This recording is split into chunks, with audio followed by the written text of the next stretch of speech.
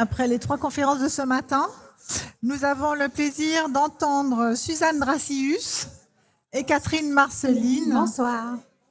sur la thématique de la difficulté d'être une femme. Alors, tout d'abord, je vais présenter nos 2 autrices que vous devez connaître, mais je me remets toujours les choses dans le contexte. Suzanne, vous êtes professeure de lettres classiques, vous avez enseigné à Paris, à l'Université des Antilles, aussi à l'Université aux États-Unis de Georgia et l'Ohio. Vous avez obtenu le prix décerné par la Société des poètes français en 2010, ainsi que le prix Fetkan de la catégorie Poésie en 2009. Votre premier roman, L'autre qui danse, publié en 89, vous permet d'être finaliste du prix du premier roman. Vous obtenez le prix européen francophone Virgile du Cénacle Sangor et l'Award French and Friends à Washington en 2022. C'est exact. Alors, on connaît votre lutte farouche, acharnée contre toute espèce de discrimination raciale, sexuelle, sociale, et surtout votre engagement à travers la défense des femmes. C'est le cas des 2 ouvrages que vous présentez sur le salon, dont vous allez nous parler tout à l'heure. Catherine, on vous connaissait comme une avocate brillante depuis plus de 27 ans. Aujourd'hui, on vous connaît aussi sous le nom d'autrice ou auteure, à travers 3 ouvrages que vous avez déjà publiés. Un sur Christiane Héda-Pierre, sur Alain Devouve et votre dernier ouvrage sur Ingrid Littré dont on va parler.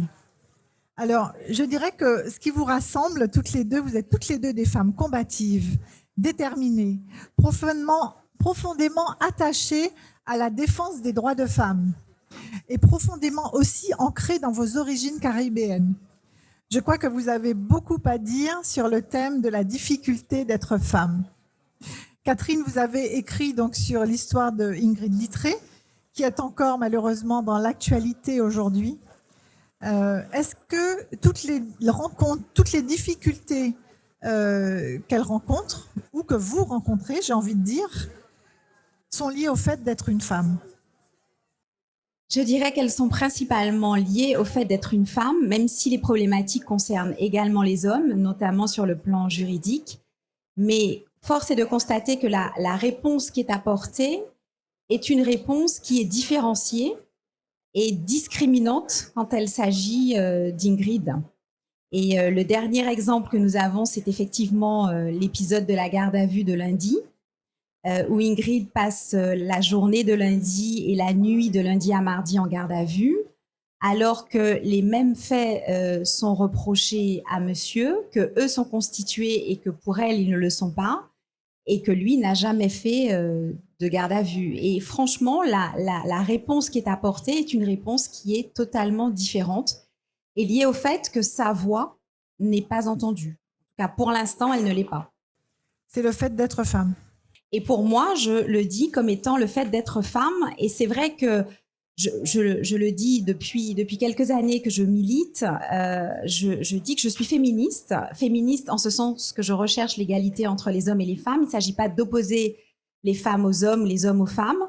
Et que je constate que notre société aujourd'hui n'est pas égalitaire. Et elle n'est pas égalitaire déjà dans l'éducation que l'on donne aux petits garçons et aux petites filles. Les petites filles, on va souvent leur dire tu es jolie, tu es mignonne et non pas tu es intelligente. Au contraire, aux petits garçons, on va le leur dire. Aux petites filles, on va leur dire reste tranquille, sois gentille, sois belle, ne bouge pas. Et aux petits garçons, c'est bien, tu as de l'assurance, c'est bien, tu grandis. Et ça se traduit ensuite par des petites filles qui ont du mal à prendre la parole, ce qui se constate statistiquement. Quand elles sont à l'école, elles ont beaucoup plus de mal à prendre la parole que les petits garçons.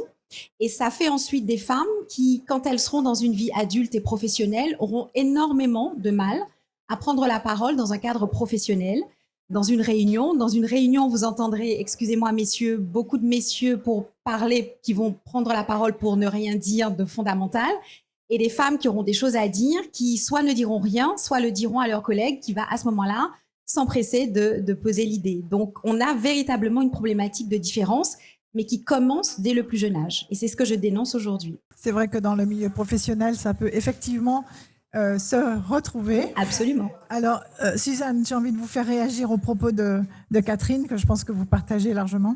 J'ai même eu envie de réagir à ce qu'elle a cité en dernier lieu et qui est tout à fait quelque chose qui échappe aux femmes elles-mêmes et au reste de la population.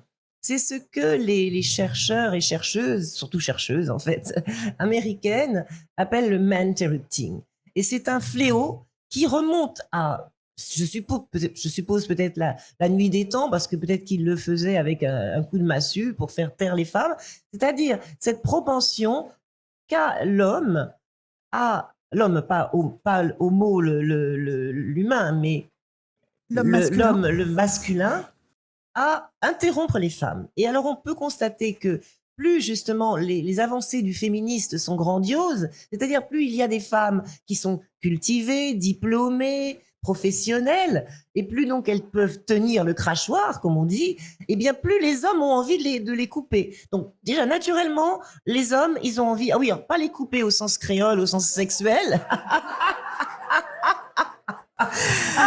Mais attendez, je dois souligner que là, vous avez un exemple vivant de Suzanne et de son maniement de la langue française et créole. Parce que d'une certaine manière, j'ai un petit peu fait exprès. Parce qu'ils ont envie de les couper. Et effectivement, ils peuvent avoir envie de les couper au sens créole, au sens sexuel. C'est-à-dire qu'il y en a qui sont excités. C'est aussi quelque chose qui est observé. Il y en a qui sont excités par les diplômes, par alors donc, il y a les deux. Il y en a qui sont effrayés. Mais de plus en plus aujourd'hui, il y a une fascination qui est générée par la position d'une femme qui a un certain rayonnement. Et donc, ils ont envie de la couper. Mais ils ont envie de la couper aussi quand elle parle, parce qu'ils n'ont qu'une envie, c'est de faire revenir l'attention vers eux et de reprendre le pouvoir. Parce qu'en fait, c'est une prise de pouvoir. La parole que les femmes ont prise, c'est une prise de pouvoir. Pendant longtemps, elles ne le faisaient pas. Si on voit comment ça a été difficile pour s'imposer, pour écrire, pour publier, pour trouver un éditeur. Regardez George Sand qui a été obligé de changer de prénom, de nom, de prendre un pseudonyme, d'enlever même, alors le S, elle a fait quand même ça, le S de George pour remontrer que c'était un peu différent du prénom masculin. Mais quand même, c'est un prénom masculin et les gens ont cru que c'était un homme quand elle a publié son premier roman Indiana, et qui est intéressant, qui nous concerne, parce que c'est un roman féministe, avec une espèce de brute épaisse. Bon, c'est un peu caricatural, c'est un premier roman, mais il est ravissant, hein, je vous le conseille. C'est une façon de voir que ça a été toujours difficile. Alors, en écriture, etc. Et pour rebondir sur ce dont parle très bien Catherine, puisqu'elle a le côté brillant de sa rhétorique d'avocate, c'est que c'est tous azimuts. Alors, vous avez choisi ce titre de la difficulté d'être femme, avec ce qui, bien sûr, n'est pas pour me déplaire, avec ce de qui est le D plus ablatif latin, c'est-à-dire au sujet de. Mais moi, au sujet de, je préférerais utiliser un oxymore, parce que je préférerais dire de l'exquise condition féminine. C'est-à-dire au sujet de l'exquise condition féminine. Un oxymore, vous savez, c'est utiliser deux termes contraires ensemble pour former une même entité. Parce que c'est vrai que la condition féminine, indéniablement, nous subissons une condition féminine, comme il y avait la condition servile, hein, donc être esclave, etc. Oui, on ne peut pas nier que ce soit une condition. Mais par contre, c'est délicieux. C'est délicieux d'être une femme. Et ce qui est très attristant aujourd'hui, encore, c'est qu'il y ait, Catherine a cité les exemples dans les écoles, etc., qu'il y ait encore des petites filles qui se disent « Ah, bah, si j'étais un garçon, j'oserais prendre la parole, j'oserais m'exprimer. Si j'étais un garçon, je pourrais faire, etc., des choses. » Bon, ça, il faut que ça cesse parce que ça atrophie, voilà, ça atrophie les femmes et ça les victimise. Moi, je trouve que nous ne sommes pas voués au rôle de victime, du tout, du tout, du tout. Il y a des condamnations à la femme qui sont absolument abjectes, au sort de la femme qui sont des dénis de justice.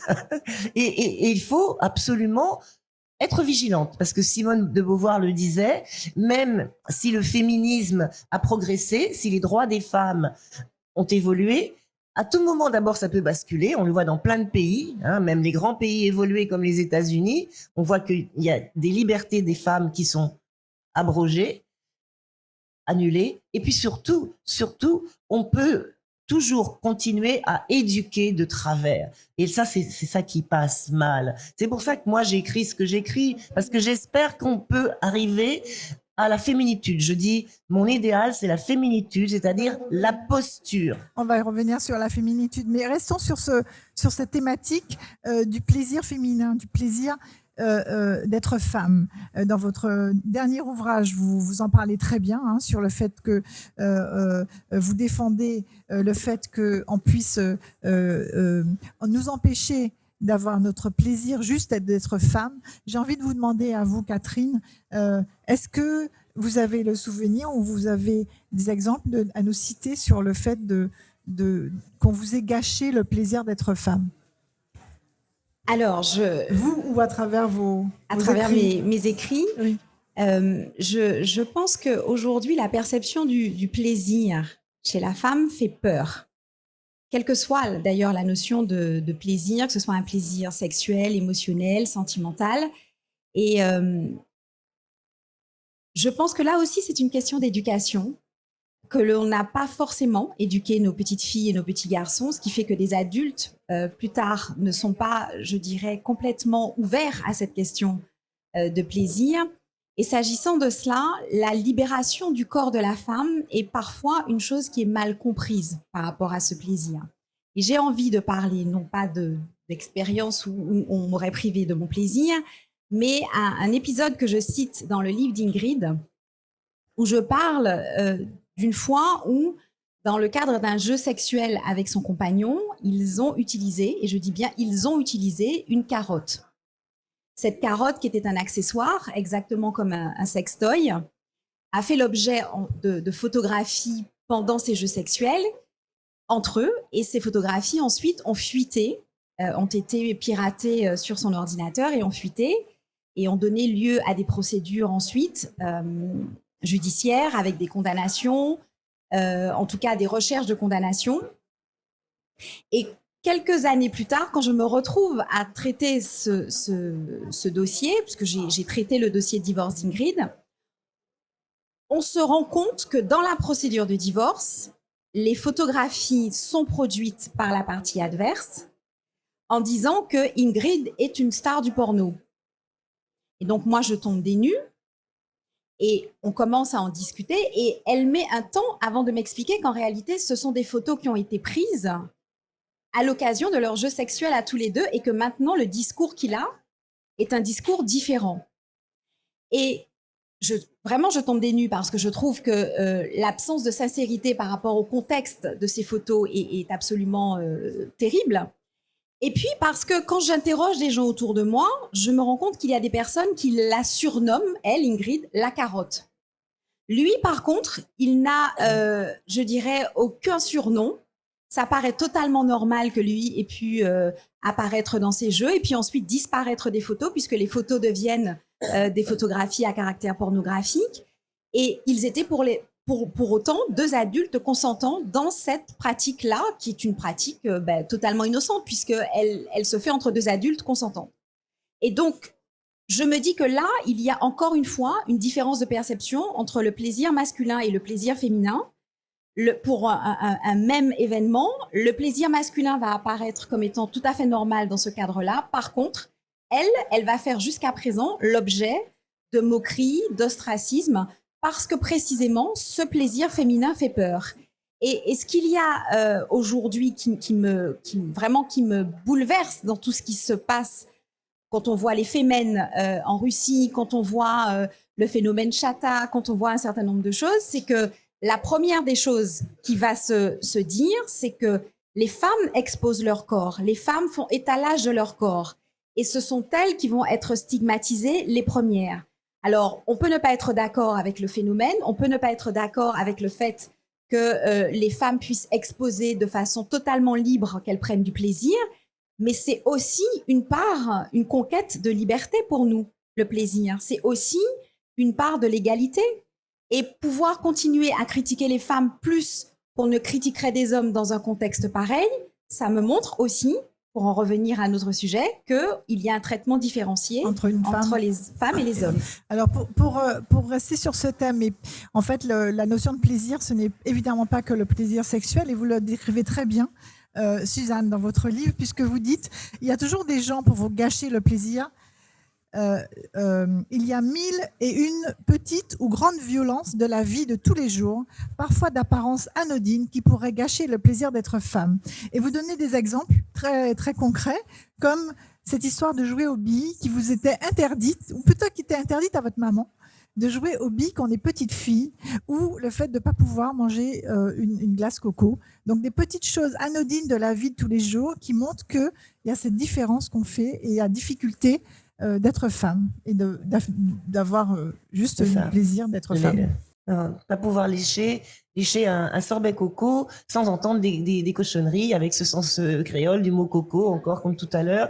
Et puis, surtout, quand on est une petite fille, s'entendre dire, tu sais, il faut pas tirer la langue comme ça pour, voilà, bon, des trucs. Et déjà, même au départ, on comprend pas très bien, on se demande de quoi on est accusé. Mais très vite, alors, pour ce qui est de ma maman, elle a vite compris de quoi il s'agissait. Alors, en fait, c'est que, bon, nous avons cette année le centenaire de Frantz Fanon, et mais depuis longtemps, bien sûr, j'avais lu, comme vous tous certainement, Peau noire, masque blanc, et j'avais vu cette espèce de condamnation de Mayotte Capétia, étonnante d'ailleurs, puisqu'il paraît que Fanon a connu Mayotte et l'a aidé à écrire, il paraît que c'est lui, qui l'a carrément porté vers l'écriture, mais il l'accuse ensuite de lactification, etc. Et il fait preuve d'une grande misogynie, dont d'ailleurs notre consoeur Marie Scondé l'avait lui-même absolument, enfin à propos de laquelle il l'avait réprimandé vertement.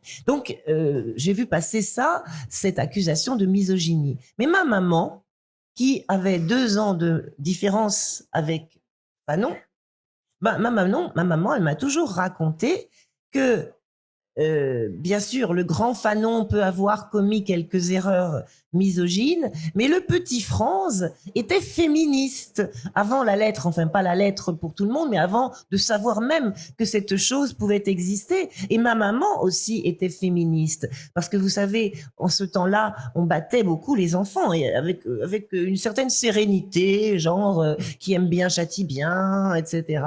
Et on considérait que c'était une manière de redresser les choses. Or, ma maman était une fille, évidemment, jusqu'à preuve du contraire, et elle n'avait pas le droit d'aller jouer aux billes. Pourquoi? Parce que primo, c'était avec les garçons, parce que dans son entourage, aucune autre fille n'avait envie d'aller jouer aux billes. Comme on disait tout à l'heure, on n'est pas obligé d'avoir que les envies de filles ou des trucs comme ça. On peut avoir des envies d'activités dites de garçons. Mais ma maman, donc, elle aimait jouer aux billes, elle adorait ça. Et puis, donc, elle jouait. Alors, ils habitaient à Fort-de-France, 2 maisons quasiment mitoyennes, séparées juste par une venelle. Et donc, dans la venelle en question, eh bien, on jouait aux billes et le petit Franz faisait le guet. Il faisait le guet pour ma maman, parce que si tu joues aux billes, tu es obligé de t'accroupir.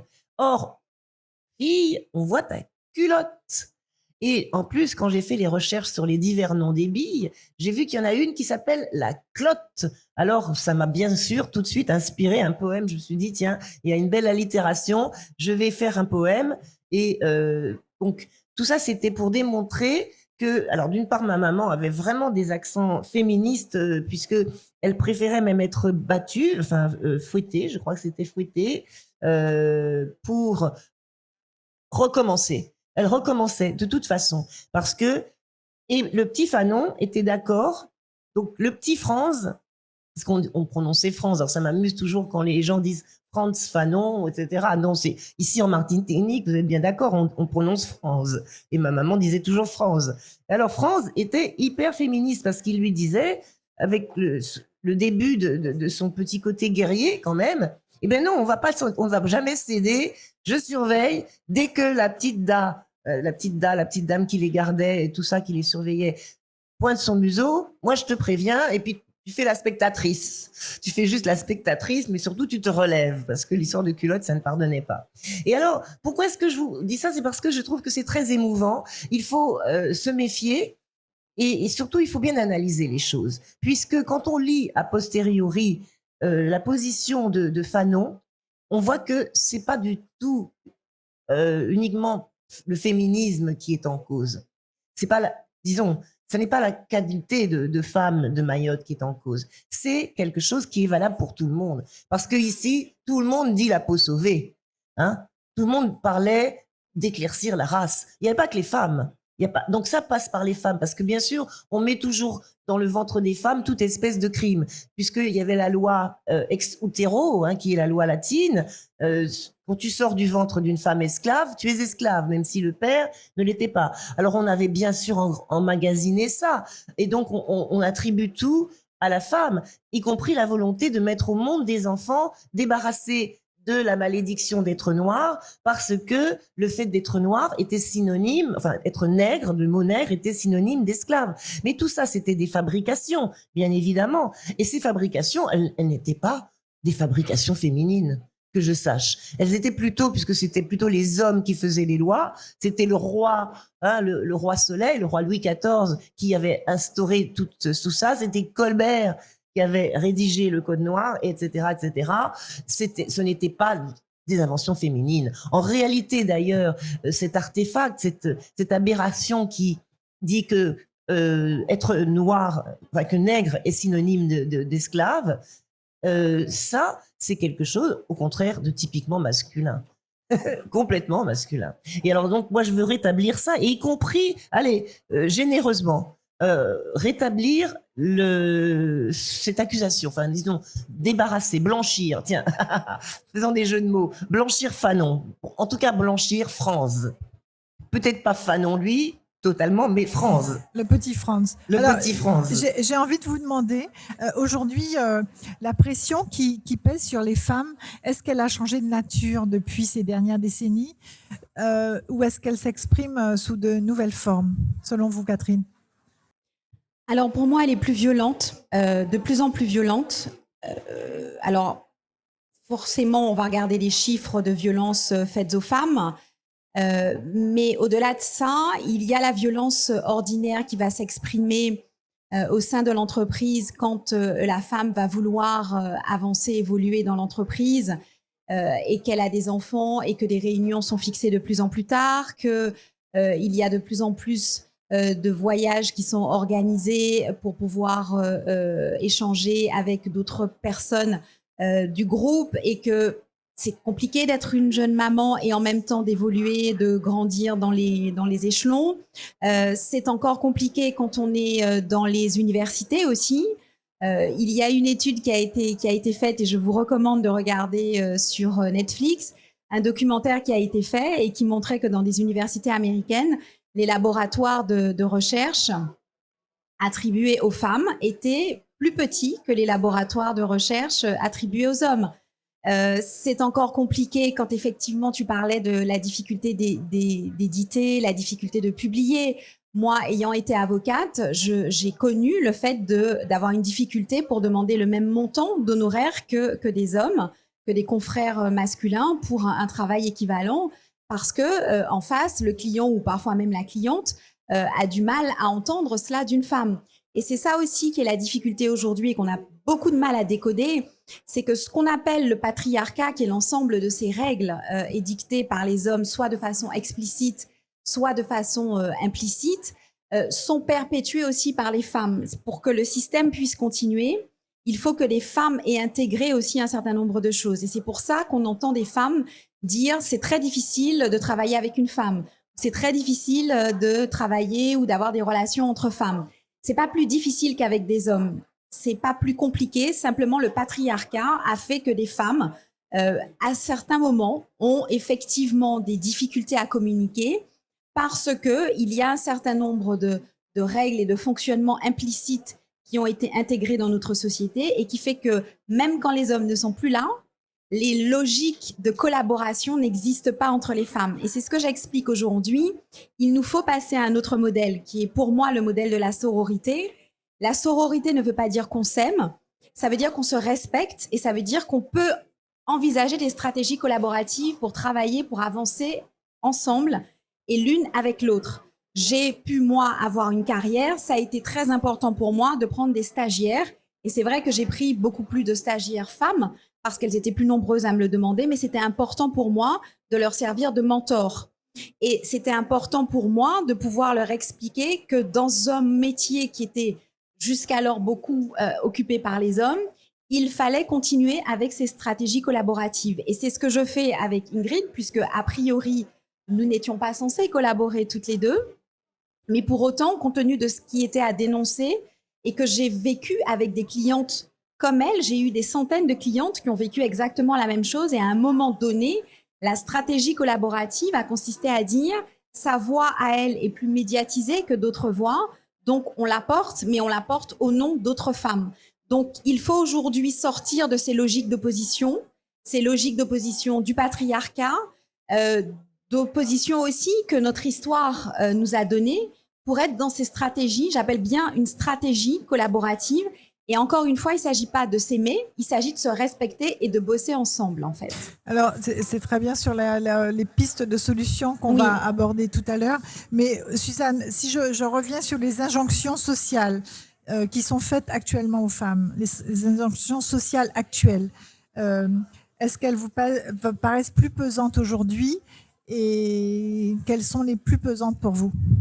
Elles sont peut-être plus pernicieuses et plus insidieuses parce que sous couvert de liberté, de libération, de démarches de parité, de pseudo-égalité, par exemple quand on dit on va faire du 50-50, etc., il y a deux manières feutrées, larvées, hypocrites, etc., mais il y a une façon de se rattraper. Il y a une phallocratie, en fait. Le patriarcat, bon, c'est l'idée que, bon, on a comme le pater familias qui a droit de vie et de mort sur sa femme, ses enfants et ses esclaves. Bon, aujourd'hui, tout ça, c'est aboli, mais c'est quand même toujours là parce que, par exemple, dans les cas comme celui que citait tout à l'heure Catherine, dans les histoires de sexe, les femmes, ce sont toujours elles qui sont considérées comme des dévergondées, et les hommes, on dit que c'est normal. C'est-à-dire que le phallus, le sexe masculin, la mentule. Moi, j'aime bien ce mot mentule parce que en latin, mentula, c'est un des synonyme du pénis. Mais mentule, c'est bien parce que c'est proche de mental. Or, ça envahit le mental des hommes et des femmes. C'est-à-dire que eux, ils sont persuadés que leur mentule leur donne une supériorité, mais les femmes aussi, dans leur mentalité, beaucoup de femmes sont convaincues que la mentule confère une supériorité et par rapport à elles, c'est-à-dire qu'elles ont intégré ça.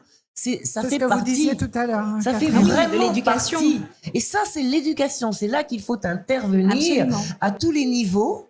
À tous les niveaux. Bon, tout à l'heure, tu faisais allusion à mon premier roman, L'autre qui danse, où j'essayais de montrer à quel point une fille pouvait trouver normal que le comportement de son compagnon soit violent, y compris à l'égard de son enfant, et que ce soit quelque chose, et surtout une vieille voisine qui lui montre qu'il faut se résigner. Et alors, tout ce qu'elle lui dit pour l'aider, c'est qu'elle en a pris des coups, toute espèce de coups. Non mais voilà, c'est comme si c'était. Et d'ailleurs aujourd'hui encore, vous avez des gens, parce que je suis aussi tout à fait contre les châtiments corporels aux enfants. D'ailleurs, j'en ai un petit peu parlé par rapport à l'histoire de ma maman, mais c'est vrai. Tout ça, parce que tout ça, c'est une question de domination. Une question de domination, c'est pour ça que je réfère au pater familias, droit de vie ou de mort, et quelque chose qui vient de rien, qui n'a aucune valeur. Quand j'étais plus ou moins adolescente, j'ai vu entrer à la maison ce qu'on appelait le quid. Et le quid des années 70, après, oui, j'étais plus qu'adolescente, eh bien, il y avait un chapitre. j'aimerais bien le retrouver d'ailleurs, parce qu'il était dans la bibliothèque de mes parents, un chapitre qui s'appelait Suprématie de la femme. Oui, oui, oui, je vous assure, il y avait quelque chose, je ne sais pas qui avait rédigé ça, c'était le début des années 70, donc c'était du post-68 art en fait. Je ne sais pas si tu le connais, ce quid, mais regardez, vous vous rappelez ce... Et donc, il démontrait qu'en réalité, les femmes sont beaucoup plus puissantes que les hommes. Et d'ailleurs, ne serait-ce que l'argument biologique, je ne sais pas si vous avez remarqué, hein. Voilà. Biologiquement, on fait des choses que ne peuvent pas faire les hommes, et puis on vit plus longtemps, et puis patati patata. Donc, c'est parce que vraiment, on est trop bonnes. Elles sont trop bonnes. Nous sommes trop bonnes. Voilà. Alors, comment faire pour répondre et surmonter cet état de fait? Vous avez parlé tout à l'heure de la sororité, de l'entraide entre femmes. Est-ce que pour vous, il y a d'autres pistes à explorer? Et notamment, quel serait le rôle de la littérature dans ce combat? Alors, dans ce combat, il ne faut surtout pas laisser les hommes de côté. Moi, je considère qu'aujourd'hui, les questions relatives aux droits des femmes, à la lutte contre les violences faites aux femmes, doivent absolument intégrer les hommes. Les hommes sont des pères, des fils, des frères, des cousins, et ils ont eux aussi à intégrer le fait que l'éducation doit changer pour permettre aux filles de faire entendre leur voix. Et une petite fille qui peut exprimer ce qu'elle ressent, qui peut exprimer ses besoins, qui peut marquer sa différence, est une petite fille qui demain sera une femme qui va oser. Une femme qui va oser, c'est une femme qui n'aura pas peur d'être seule, d'être célibataire pour continuer, pour avancer, à qui l'injonction d'être en couple absolument pour faire des enfants, surtout avant 30 ans, et peut-être après vraiment mes derniers carats avant 35 ans, de trouver un mari, même si elle est malheureuse avec ce mari, eh bien, les petites filles n'auront plus ces injonctions-là. Et on leur dira, l'important est que tu sois heureuse. Et la littérature est précisément ce qui fait partie de l'ensemble, je dirais, d'éducation. Je reprends ce proverbe africain que j'aime beaucoup et qui a été repris par Hillary Clinton dans une de ses campagnes. Il faut de tout un village pour élever un enfant. Ça veut dire que nous sommes tous aujourd'hui concernés par le fait d'éduquer mieux nos enfants. Et nos enfants, ce ne sont pas seulement nos enfants biologiques. Moi, je n'ai pas d'enfants, mais j'ai 5 filleuls, garçons. Et donc, pour moi, c'est important aussi de contribuer. Ça veut dire que quand à un moment donné, il y a un enfant qui demande un échange, qui demande à parler, qui demande à pouvoir avoir une interaction avec les adultes que nous sommes, il faut prendre le temps, malgré la fatigue, c'est vrai, malgré des journées bien remplies, pour essayer de semer des graines. Parce que ces graines que nous semons aujourd'hui, ce sont des racines demain. Et plus on a des racines qui sont fortes, qui sont implantées, des racines de « tu peux autant que l'autre », des racines de « tu peux te faire confiance », des racines de « tu peux aller loin », des racines de « ose, vas-y », que tu sois un petit garçon, que tu sois une petite fille, que tu saches que c'est normal d'être en puissance pour une petite fille et pour un petit garçon qui acceptera demain, par exemple, d'avoir une femme puissante à côté de lui ou d'avoir tout simplement une femme qui va en réunion et que lui accepte de garder les enfants. Pour qu'on ait ça, ça veut dire qu'effectivement, il faut semer des graines. Et les graines, c'est pas seulement dans l'immédiateté de la maison, c'est partout. C'est quand on est un professionnel d'accepter, par exemple, d'aller dans des écoles pour pouvoir parler, expliquer ce que c'est qu'une entreprise.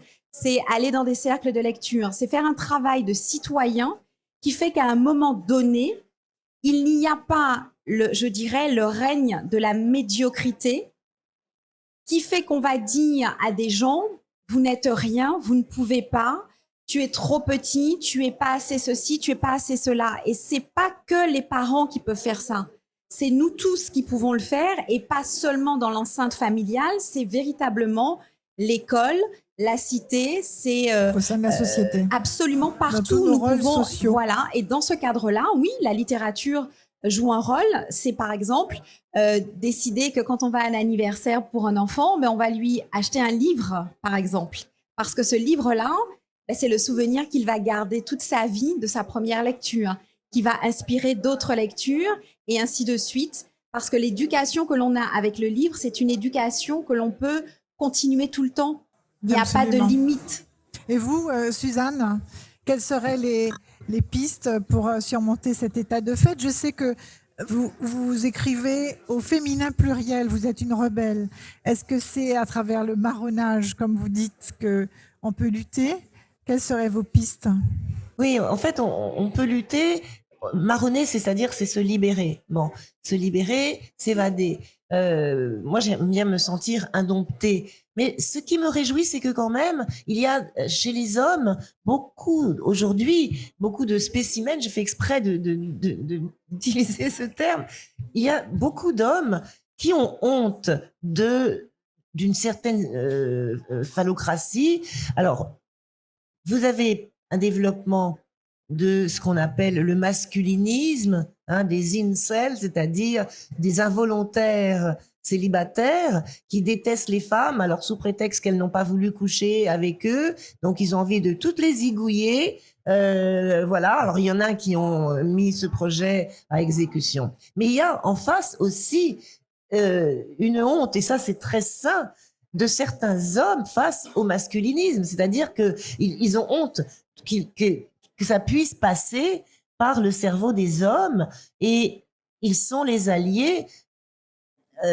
Oui, on doit les garder. Moi, je ne suis pas du tout féministe castratrice. Je pense pas que la solution, ce soit de se débarrasser des hommes ou de partir en guerre. Non, non, au contraire, c'est de pactiser et d'avoir des alliés. D'ailleurs, la société, voilà. C'est la société entière. On est associés, on est alliés pour mener cette guerre. Parce que c'est vrai que c'est une guerre. C'est vrai qu'il y a des ennemis. Il y a des gens qu'il faut... alors, bien sûr, on ne va pas les exterminer, mais il y a des gens qu'il faut absolument convaincre, mettre au pas, et qu'il faut punir quand ils agissent mal, et à qui il faut démontrer aussi par l'exemple qu'il n'y a pas d'impunité dans certains actes, alors à tous les niveaux, que ce soit le chef d'entreprise qui va payer moins les femmes, qui va faire que il y a, je crois, une journée par an où les femmes travaillent gratis, tellement la disparité, les différences de salaire sont importantes.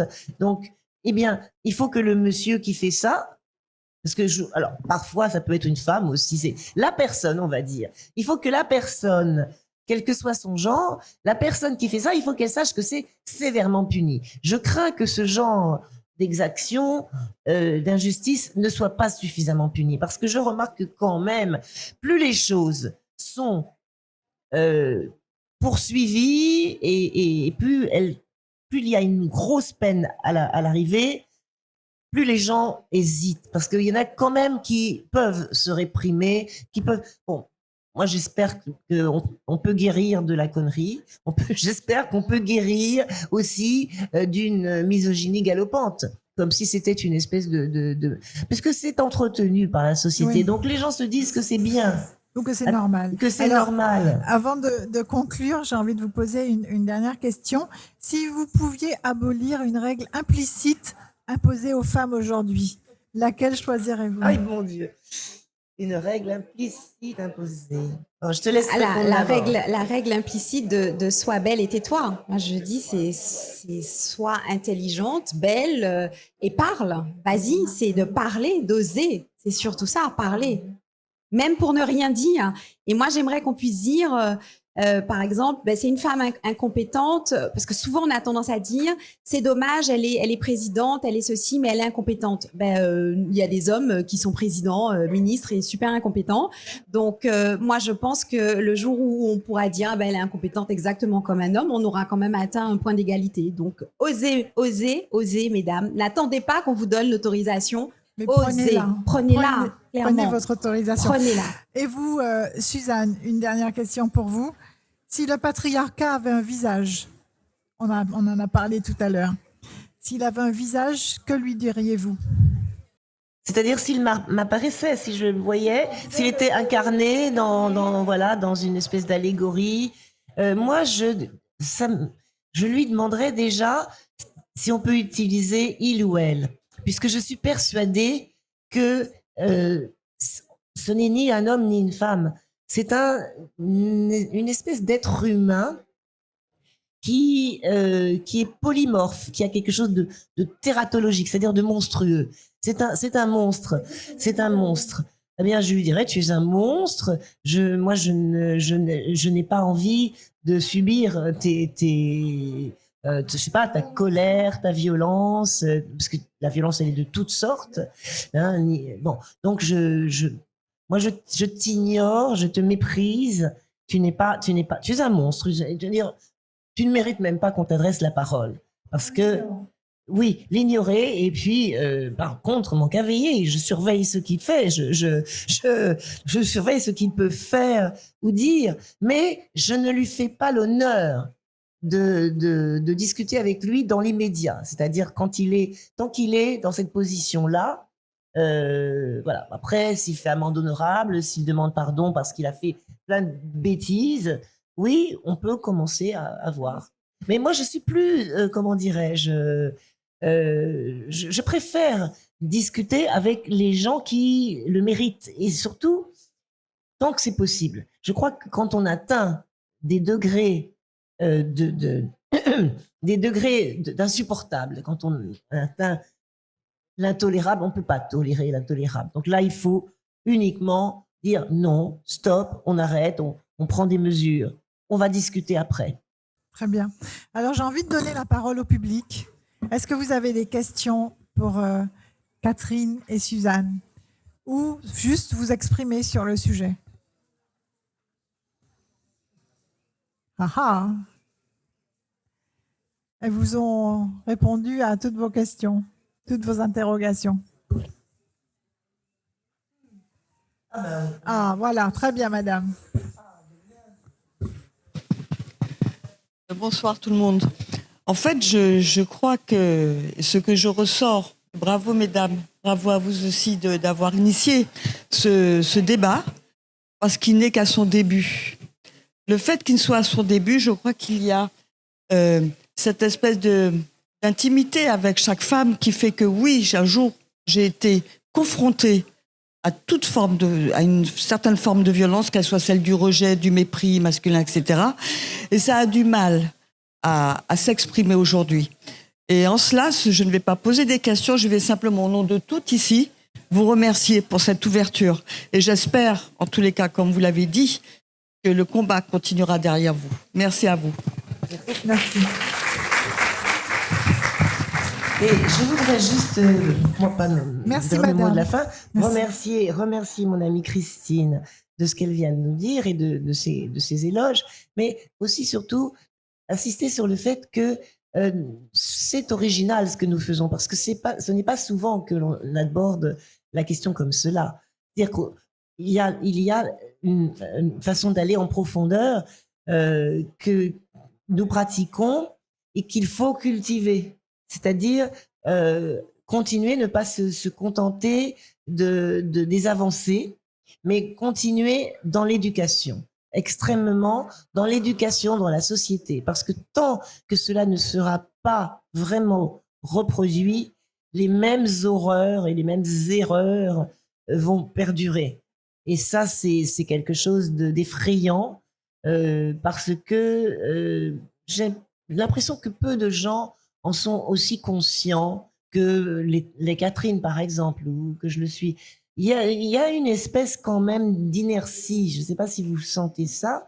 Il y a une inertie, il y a un pouvoir comme ça, comme un éteignoir, quelque chose qui éteint chez les gens ce besoin de vigilance face à l'éducation. Alors, nous sommes 3 femmes autour de la table. Il y a beaucoup de femmes dans l'Assemblée, mais il y a quand même quelques hommes. J'ai envie de vous demander, messieurs, est-ce que vous avez envie de réagir à tout ce que vous avez entendu?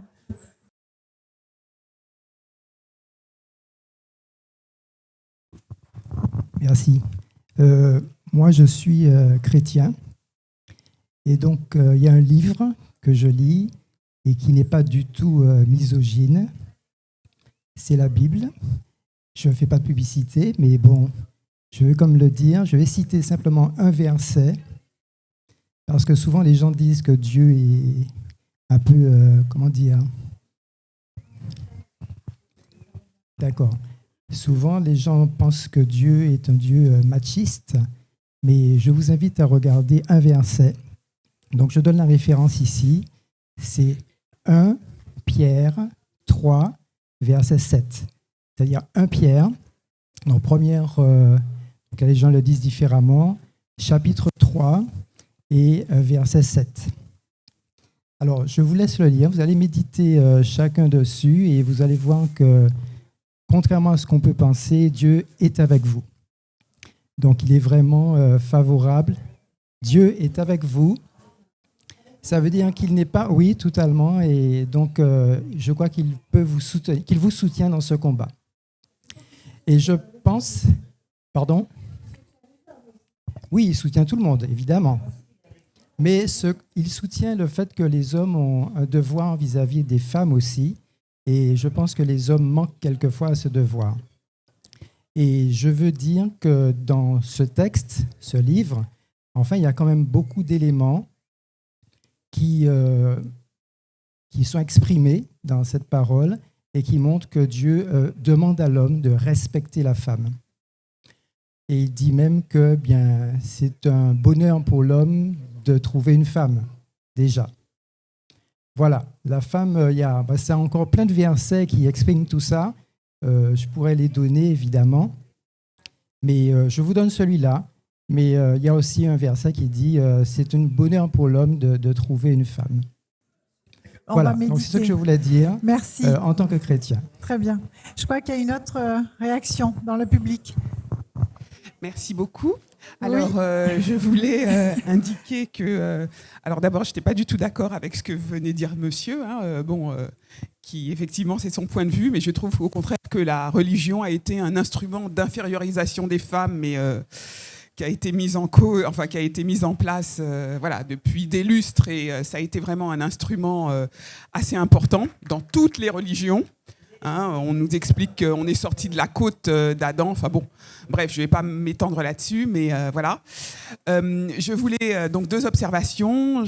D'abord, je voulais remercier les intervenantes de cette initiative vraiment très très intéressante. Et malgré le petit retard que j'ai accusé, vraiment, je suis ravie d'avoir écouté ce à quoi j'ai assisté.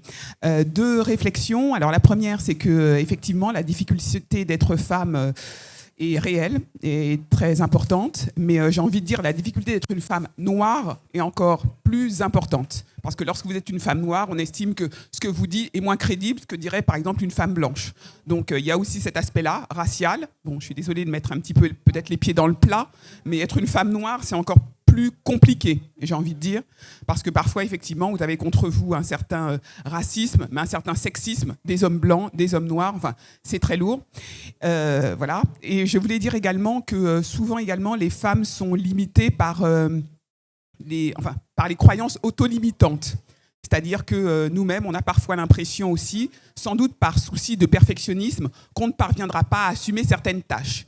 Et je voulais d'ailleurs, par ailleurs, c'était pour moi l'occasion de rendre hommage à Catherine, qui, il n'y a pas très très longtemps, il y a à peu près, fin 2024, lorsqu'on m'avait proposé des responsabilités assez importantes, assez écrasantes au sein d'une organisation internationale. Alors j'étais en plein doute, en train de me dire est-ce que j'arriverai à finalement concilier ces responsabilités avec les responsabilités déjà écrasantes que j'exerce, et est-ce que je ne ferais pas mieux de laisser ce poste à un homme? Et Catherine, la première, m'a dit mais ma chérie, pas du tout, tu vas réussir à assumer le tout. Et je l'ai fait, et pour mon plus grand bonheur, et je passe la plus belle année de ma vie. Donc merci Catherine. Bravo. Avant que Catherine Je crois qu'il y avait une autre réaction là-bas. Madame. Ah bon, d'accord. Vous voulez faire passer les deux. Donc, merci beaucoup pour vos interventions. En fait, je n'ai pas osé réagir au début, puis le monsieur... est intervenue, et madame aussi, merci. En fait, je voulais juste rebondir sur l'aspect religieux qui est très, très fort encore aux Antilles. Et je disais, mais quand même, il faut quand même bien noter que ça fait 2000 ans, quand même, que nos sociétés judéo-chrétiennes, pour avoir lu brièvement la Bible, nous enferment dans un rôle de soumission.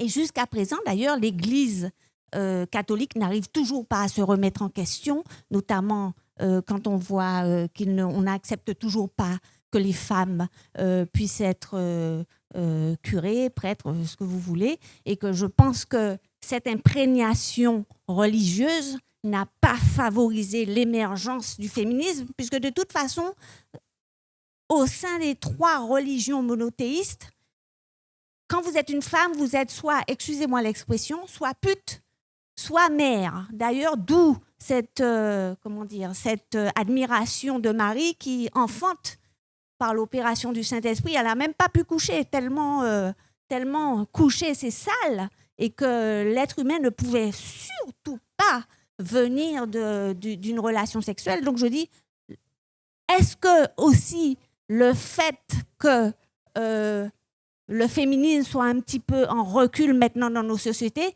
n'est pas lié aussi à une recrudescence des religions? Il faut se poser la question, parce que ça ne nous a jamais aidés et ça ne nous aidera pas tant que ces religions ne se remettront pas en question pour nos rôles. Et ces religions ont déterminé tout notre rapport au monde par rapport aux animaux, au ciel qui est rempli pour eux d'angelots, mais surtout pas d'étoiles et de matière. Ça a complètement modifié et évacué la réalité.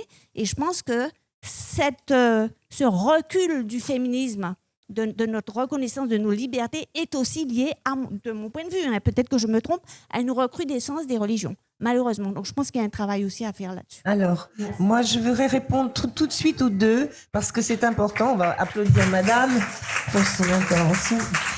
Le temps presse pour On cela. va bientôt conclure. Rappelez-vous, vous vous souvenez que dans les premiers temps du christianisme, les femmes servaient la messe au même titre que les hommes. Et ça, il ne faut jamais l'oublier. Et d'autre part, donc, corollaire, il y a 2 sortes de personnes qui ont été, je vais utiliser le mot couillonnées exprès, parce qu'il est bien créole, il est bien grossier, mais il n'y a pas d'autre mot. 2 catégories qui ont été flouées, disons plus élégamment, par le christianisme à ses débuts, avec les pères de l'Église, etc., ce sont les femmes et les esclaves. Il y avait dans ce message, donc si on est chrétien, vraiment, dans le message du Christ, il n'y a pas cette façon de dire que les femmes n'ont pas le droit de ceci, n'ont pas le droit de cela. Et il y a aussi une égalité, il n'y a pas de maître, pas d'esclave. La seule chose qui soit reconnue quand même dans le discours christique, enfin évangélique, c'est la puissance de l'argent et des puissants, du style rendre à César ce qui est à César, payer l'impôt, etc. Bon, c'est cet aspect. Mais en tout cas, il n'y a pas d'aspect misogyne. Et il n'y a pas d'aspect, alors, il n'y a pas non plus d'aspect homosexuel, il n'y a aucun aspect, comment dirais-je, homophobe non plus. Hein. Donc, tous ceux qui s'appuient soi-disant sur leur religion en se disant homophobes et qui pratiquent le patriarcat et qui ne veulent pas, par exemple, que les femmes servent la messe, etc., ce sont des gens qui ne sont pas réellement chrétiens, qui n'ont pas bien lu, les évangiles. Alors même, vous pouvez me réciter toute espèce si vous voulez. Mais moi, je peux vous dire une chose, ça va entraîner un autre élément, mais enfin non, je ne vais pas le dire parce que c'est encore une autre discussion. Mais par exemple, si je le dis. Je le dis parce que ça... Alors, non, je le dis. Vous savez, Jean, il écrit « Je suis l'héroménos » de Jésus, d'accord?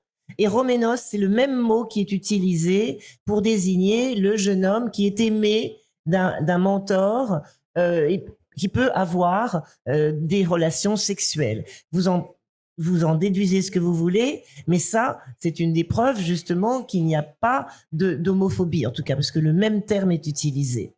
Hein? Je suis l'héroménos, vous connaissez le mot héros, qui veut dire amour. Je suis celui qui est aimé, je suis le bien-aimé de Jésus. Voilà. Et ça, non, mais je l'envoie parce que j'en ai assez que l'on détruise tout ce qui peut avoir de bien quelque part. Si on prend une citation, il ne faut pas la prendre uniquement en mauvaise part et prendre tout ce qu'il y a dans la Bible, enfin prendre des éléments dans la Bible pour écraser les femmes, etc. Je trouve que c'est vraiment pas bien. C'est vraiment pas bien. Ça fait plus de 2000 ans, vous avez raison, que ça dure. Maintenant, nous mettons le haut là à tout ça. Très bien. Catherine, un mot pour conclure. Alors, je dirais que nous avons beaucoup de chance, nous, femmes martiniquaises ici, comparativement à nos sœurs mexicaines. En France, en Martinique, une femme meurt tous les 3 jours sous les coups de son conjoint, concubin, ex-conjoint. Au Mexique, c'est 10 tous les jours. Et nous avons encore plus de chance vis-à-vis de nos sœurs afghanes. Mais ce n'est pas parce que nous avons cette position de chance que nous ne devons pas continuer à avancer. Je dirais que ce n'est pas tant le féminisme qui recule que les droits des femmes. Et comme le rappelait Simone de Beauvoir, quand on est dans une situation de crise, ce sont d'abord les droits des femmes sur lesquels on va rogner. Donc, il y a une vigilance à avoir. Mais aujourd'hui, il y a plusieurs choses qui se passent en même temps. Il y a une prise de conscience. Le fait que nous puissions faire cet échange est révélateur de cela. D'accord ? Il y a une prise de conscience qui se fait. Une prise de conscience sur des pistes, sur la nécessité de faire évoluer un certain nombre de choses. Il y a aussi une réalité qu'il y a que beaucoup d'hommes sont perdus parce que, par rapport à tout ce qu'on leur a appris sur cette masculinité forte de maîtrise, de domination, de puissance des femmes sur les femmes, alors qu'eux ne devaient pas exprimer leur propre sensibilité, aujourd'hui, il y a un changement de paradigme. Donc, on en revient à des questions d'éducation. Mais ça n'est pas quelque chose qui est dans l'espace, qui est dans la stratosphère. Ce que je dis, c'est que ça se passe au quotidien, tous les jours. Quand j'échange avec Muriel, qui est ma bâtonnière, elle reste ma bâtonnière même si j'ai démissionné du barreau, et que je lui dis, il faut que tu y ailles, c'est parce que je sais que dans une même situation, un homme ne se pose pas la question. Il va répondre oui et il va y aller.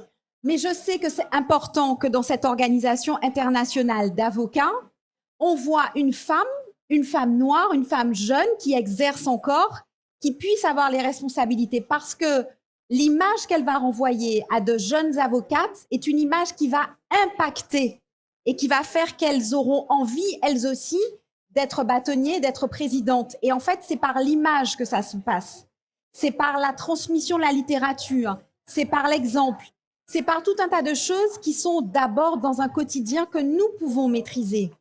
C'est quand on va dire à une jeune femme qui veut être ingénieure, mais évidemment, tu peux. Évidemment. Je pense à mon oncle et ma tante qui sont là.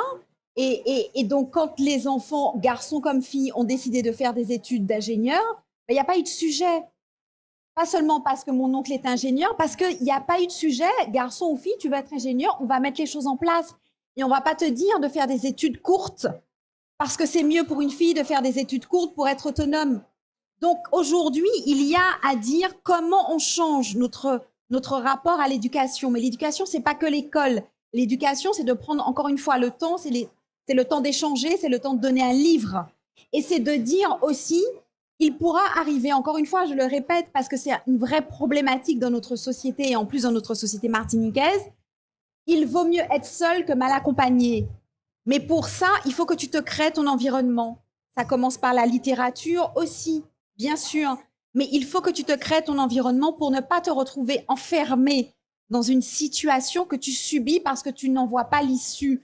C'est d'abord ça. Et c'est ensuite, quand on a des femmes autour de nous qui sont dans des situations qui ont l'air sans issue, c'est de leur dire qu'il y a des issues. C'est de leur dire que le désespoir n'est pas l'issue. C'est de redonner de l'espoir là où il n'y en a pas, mais j'ai envie de dire dans un quotidien, dans une immédiateté, sans être tout de suite dans une posture de aller à l'Assemblée nationale, demander la modification d'une loi, etc. C'est au quotidien, qu'est-ce que je fais moi? Que chacun puisse se poser la question, dans mon quotidien d'homme, dans mon quotidien de mari, de père, d'époux, de frère, de sœur, dans mon quotidien de femme, de mère, de sœur, d'épouse, etc.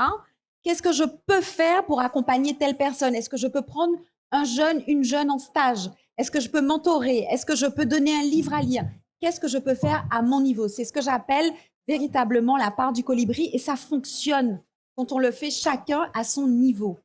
Voilà. Voilà. Vous voyez que nous avons des autrices qui sont passionnées et passionnantes. Cette conférence s'achève. Merci beaucoup. Merci au public d'avoir participé. Je crois que le sujet est source d'intérêt. Et donc, on y reviendra. Merci à tous. merci.